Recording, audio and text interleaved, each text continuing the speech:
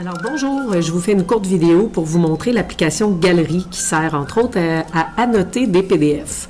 Donc Galerie est une application qui est intégrée dans le Chromebook. Alors vous voyez ici, moi, elle est épinglée à ma bibliothèque, mais si vous ne l'avez pas ici, vous allez la retrouver dans votre lanceur d'application, ici. Et si vous voulez l'épingler à votre bibliothèque, soit vous faites un clic droit de la souris ou à deux doigts si vous êtes sur le pavé tactile pour venir épingler à l'étagère. Comme moi ici, c'est retiré parce qu'elle l'est déjà.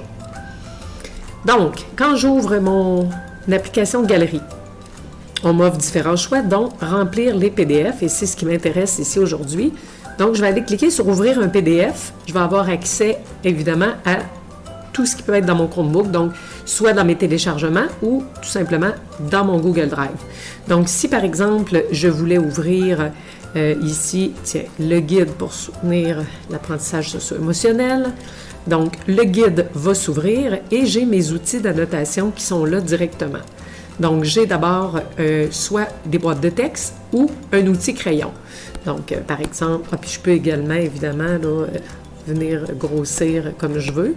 Donc, si par exemple, je me voulais une boîte de texte, j'ai quelques outils ici, comme choisir la police, la grosseur et tout, là, des outils de base. Donc, par exemple, je pourrais écrire en rouge, je pourrais dire, je viens me créer une boîte de texte et je vais me noter, c'est ma version annotée.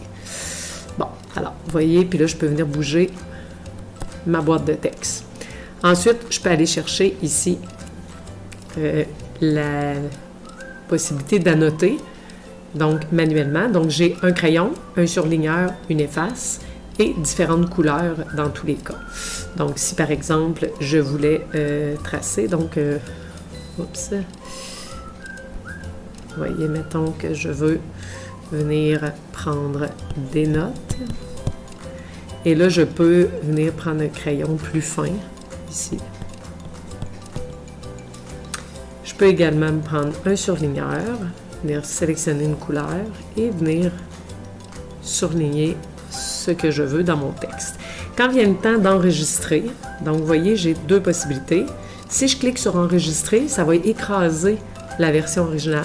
Donc, ça va être ma version annotée qui va écraser l'ancienne. Si je veux conserver l'original et enregistrer à part ma version annotée, je dois venir faire enregistrer sous et la renommer. Et je vais pouvoir, évidemment, en faisant enregistrer sous, non seulement la renommer, mais décider à quel endroit je viens l'enregistrer. Alors voilà.